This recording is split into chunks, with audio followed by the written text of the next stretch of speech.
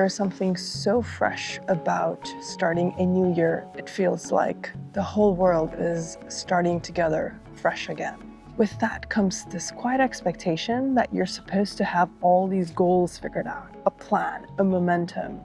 But what happens when you have these big, lofty goals and you have no idea how to reach them or what to focus on? Or your life's just fine, no particular goal comes to mind.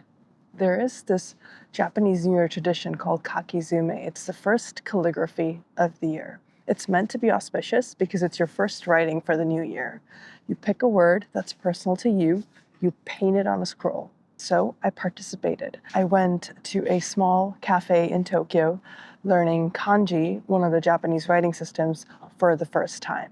Even before I could get to my scroll and my personal word of the year, I had to learn the absolute basics.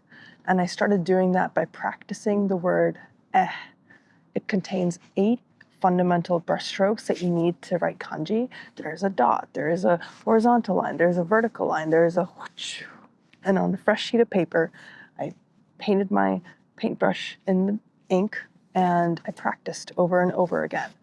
Some strokes I got better at, some strokes I kept messing up. I had to really adopt this beginner mindset.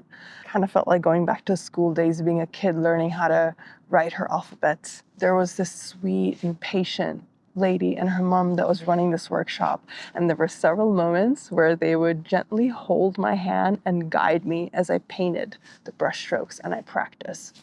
This whole time, I had no idea what word I was going to choose to paint it on a scroll in the end. Surprisingly, it felt like a lot of pressure to boil down one word. And I had to filter out all these ambitions, all these directions, all the maybes, all the what ifs.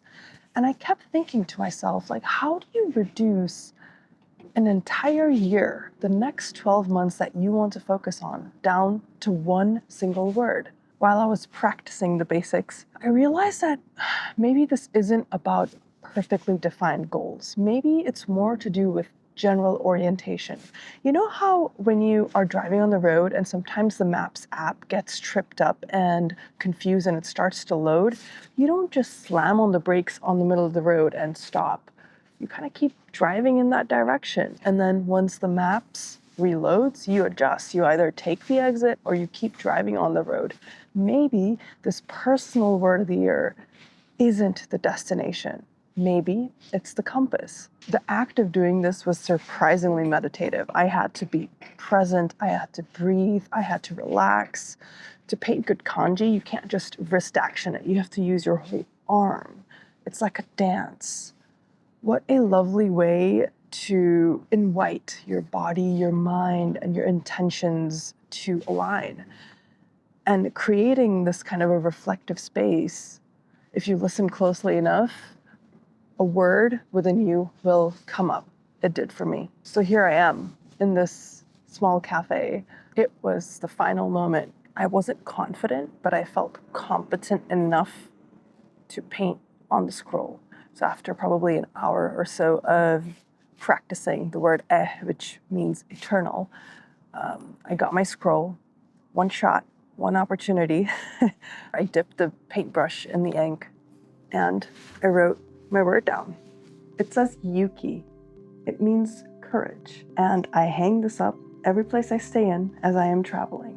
If you are like me, you are a little bit stuck. You have all these grand plans. You don't know where to focus on, what direction to go to. I invite you to create a space like this. You don't have to be in Japan. You don't need a scroll. You don't need ink or paintbrush.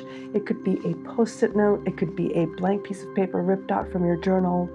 And creating a reflective space where you're able to go in and ask yourself, hey, who do I want to embody going forward? Nothing particularly crazy in your external environment has to shift. Even so, what is something that you want to focus on internally? And when that word comes up, write it down and stick it up on the wall where you're able to see it every single day. And then you start to take all your actions, all your decisions, all your values are intentionally serving this compass, this orientation. Especially when you do not have stuff figured out, The easiest way to do this is picking a general direction and beginning.